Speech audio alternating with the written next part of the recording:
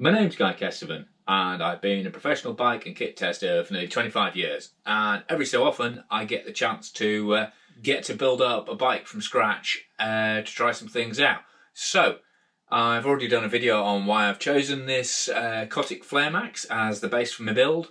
And then I'm going to go through a whole selection of different kit choices, do something slightly alternative on it. Some of the kit I've tried before, some of the kit I've tried on other bikes, but it's going to be hopefully a pretty fresh and interesting build, just to, just do something slightly different than you might expect from an 853 steel and alloy swing-armed trail frame. I'm not going to try and do really arty, beautifully shot dream builds kind of setup.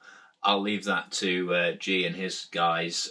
So what I'll probably do is just add bits, and then rather than you seeing me fighting with wrenches and dropping stuff, we'll then go back and have a quick chat about why I've fitted them and, give a quick tech view on each section.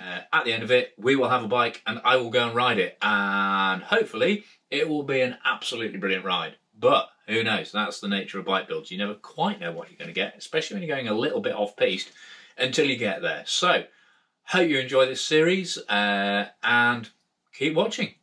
Okay, so here's first bit of spec. The Cane Creek headset comes as standard fitment for the FlareMax. It goes nicely with the rear shock upgrade I've put on there. And I've kind of already let you into a secret. Is going to have a SID on the front. So 120mm, super light fork, 35mm stanchions now. So still stiff, and this charger damper in it is absolutely spot on. It's actually the first air spring as well, the first Debonair air spring to have the raised sag port on it. So it naturally sits higher in the stroke than normal. Well, not normal anymore because Pike and Lyric have now moved to that air spring as well. So you've got a super high control fork, great damper in it. So 44mm offset on this to add a little bit more stability. It'll be interesting to see where the head angle comes out on this. I'm pretty sure I know where it'll come out as once I get a wheel in, but obviously we'll check that with an angle of dangle finder just to get an accurate figure. But yeah, and I have to say, I think the blue and the red work pretty well together.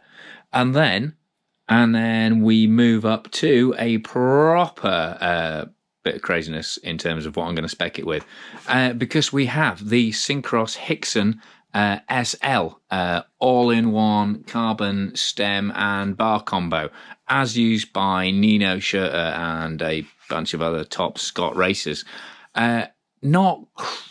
You can get a conventional bar and stem around this weight, and it's just under 200 grams for the combo. I think it's 197, 760mm wide, and it's got quite a distinctive sweep on it there, can you see?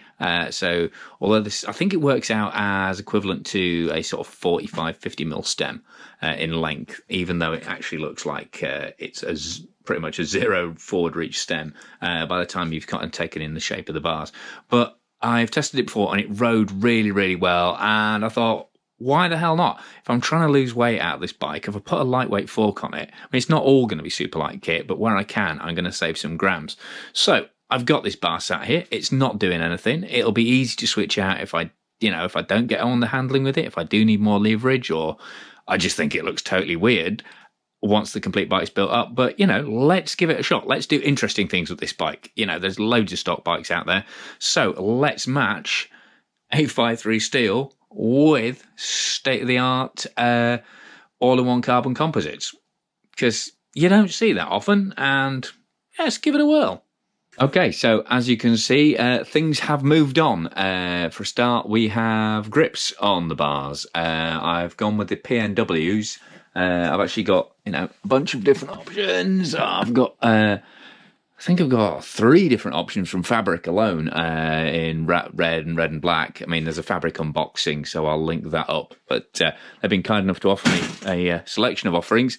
But the reason I've gone with the PNW, for a start, they match the dropper, the loam lever, which I've been testing and I've become a super big fan of. To go with the Renier post, which I'll talk about in a minute. But also they're just a little bit shorter in terms of, well, they're short in terms of length. What else are they going to be shorter in? so they're taking up less bar space, which when you're talking about this 760mm Scott bar, I want the kind of levers. And in particular, as you can see, the loam lever there hasn't actually got much of the treaded area left. So I didn't want to push that inboard and really cramp my controls up. So, and, you know, want to give them a good try. So nice soft compound grip there. And as you can see, SLX brakes and SLX shifters. So I'll be honest, I was originally intending to just take the Superlight SRAM XX1 kit off my white to really kind of chase out as many grams out of this build as possible. But when I did the long-term roundup on the white, prior to pulling the SID forks out of it, it was plainly obvious. You know, as you'd expect, thousands of miles of riding have really taken their toll on the chainring and the, I mean, to be fair, actually, the rear mech is absolutely fine. Jockey wheel's actually surprisingly good nick, but chain wheel, bottom bracket, things like that, we're definitely looking a bit tired, and the brakes needed an overhaul as well.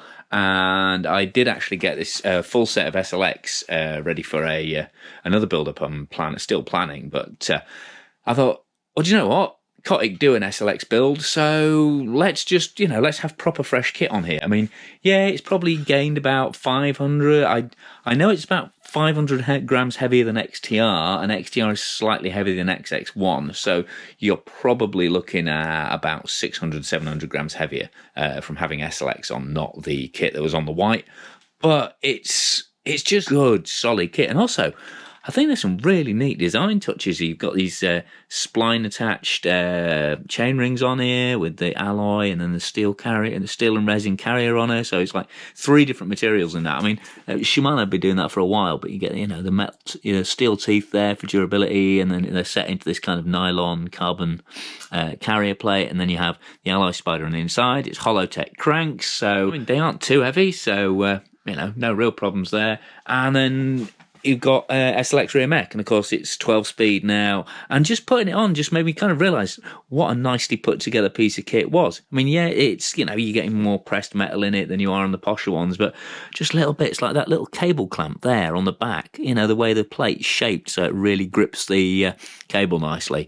Just, for affordable group set, it's just really, really nicely put together. Got myself a 12-speed chain from Chevin, because that was the group set I didn't have.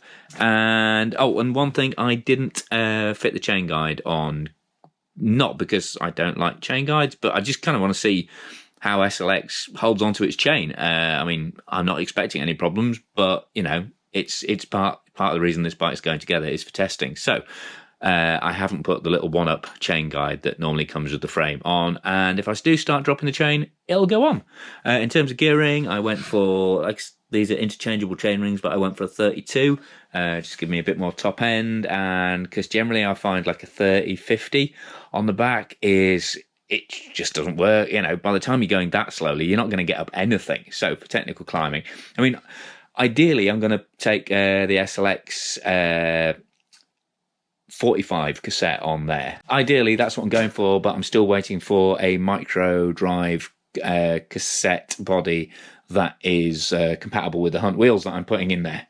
Oh, that was a bit of a spoiler. But yeah, so SLX gears and SLX brakes as well. So that, the rattly finned brake pad thing, not entirely sure about that.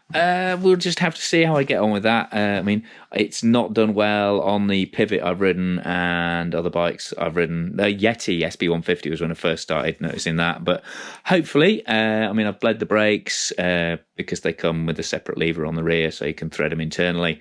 But hopefully, they're good to go now. And also, one thing I'd never noticed before on Cotics was this super neat kind of combined rear pivot bolt, which actually holds the this little IS mount there to fit the brake onto. And it was kind of embarrassing how long it took me to realise why there was only one hole for the brake bolt there. And also another really neat touch, I probably have noticed it on Tech Talks, but really brought home to me building it, is this little this bolt there goes into the centre of the main pivot bolt and just holds this little D-clip to hold the rear brake hose in place. As you can see, I've got lots of my little Fibrex silicone protectors on there to protect the paint, and I've been a good boy. I've put on me Hook-It paint protection patches in as many places as it's needed. It's all under here as well, and you can see cable routing. You've got these little clip-on, they bolt into the frame, and then there's a 3-set clip-on there. Obviously you don't need 3 at this point because it hasn't got a front mech, but then comes up underneath the shock shuttle, and then you've got 2 more up the top there. So the cable routing, yes, it's external, which makes it super easy to service, at least on the brake side of things. But neatly put together, and it was dead simple to put into the bike compared to an internal one. And even the one bit that is internal, the rear mech cable that goes through there and just pops out there, again, no real fuss at all. Just fished it in from that end and chased it out with the end of an Allen key, and happy days. So yes, it's got SLX on, and yeah, I actually, yes, it's gained some weight, but I'm kind of really pleased from the just the affordability side of things, because I've never been into, I mean, yes, it's lovely having super expensive top end bikes to play with, but I've always had a soft spot for bikes that do a really, really great job without costing a fortune, he says, realising he's put a carbon rail saddle on top. And another thing, really, which going back to affordability, this is the PNW Rainier Post. I've actually been testing it in another bike already, put it into the Cotic, and I've been super impressed with this post. Affordable, adjustable, really short insertion length, really short overall length. So even though, this is a 170mm post, I can still fit the full shaft length in there on this large frame. And now, miraculously, we have the wheels in. As you might have guessed when you saw me unboxing them, I've gone for Hunt's lightweight alloy wheels. But as you will see, these are Hunt Race XC wide, which means that when I was talking about the wheels on the unboxing, I was talking about XC wides, and I'd got the wrong wheels. These are actually even lighter. I mean, they're slightly more expensive. These are 379, I think, rather than 329, and they're 24mm wide internal, not 25mm wide internal. But they come in at just over 1,500 grams. So, I mean, that's really light for carbon, let alone alloy. 28 spokes front and rear, super fast engagement on the hub, and just they should be a really good, lightweight and lively set of wheels. And obviously front and rear on there.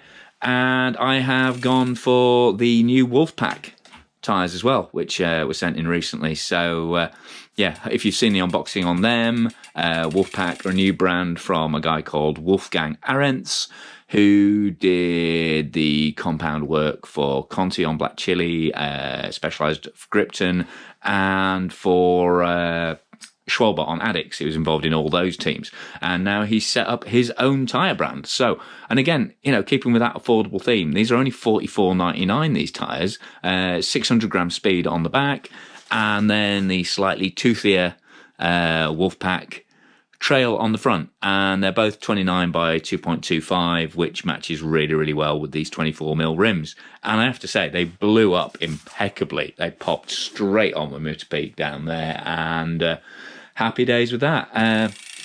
As you can see, it's got an Eagle cassette on there. I'm hoping to upgrade to, well, not upgrade, but switch to SLX as soon as I get a compatible free hub. But for now, it's just got a pre-loved Eagle cassette on there. And then over on the back, we've got the lightweight SRAM alloy center rotors, and I even managed to find some tie bolts in me special little kit box. So we saved a few grams there, and those are tie bolts, I think, out of a set of SRAM Ultimate brakes. So yeah, a few grams saved. And of course, just going back to the saddle and the seat post. The seat post is relatively heavy. I mean, it's only 174 quid, so it's great value, but it is relatively heavy. And so I've taken advantage of the fact that it's got this, top and bottom clamp rather than a side clamp to fit this carbon railed saddle in there. Right, so what really else is there to talk about? Well, I've got to put my Crank Brothers pedal. Oh, yeah, that's one thing. Talking about save weight, I've already put it on the scales, and Dun, dun, dun, dun, dun. The overall weight of this, with steel frame and steel seat stays, alloy chain stays, and SLX on it, comes in at 13.23 kilos for a large, which I reckon is pretty good, really. I mean, you know, it's heavier than it would be with the full SRAM kit on it, obviously, but that's, you know, that's competitive with a lot of carbon frame bikes I've had in on test, and ones that would cost you a lot more to put together than this. So all I've got to do now is pop me Crank Brothers pedals on there, and then it's time for the best bit, getting out and riding this and seeing how it all actually holds together on the trail. Hopefully it'll be really lively and really smooth. That's kind of what I'm going for, is kind of just bringing out the flow of that steel frame even more, and, you know, making use of the short travel and the agility of the bike, but really pepping it up with some lightweight kit on there without being stupid on the budget. So we'll see how that plays out. Hope you've enjoyed watching this build project. Hope you'll hang around for the live ride review on the bike. And thank you very much to Si, obviously, for the frame at the basis office. Thanks to everyone else who contributed towards the build, PMW, Syncross, RockShox, Cane Creek, Shimano, Hunt, Wolfpack, Fabric. Have I missed anyone out? Oh, that's the other thing I've got to do. Where's me bag? Where's me Restrap bag that Jackie made me because she signed it?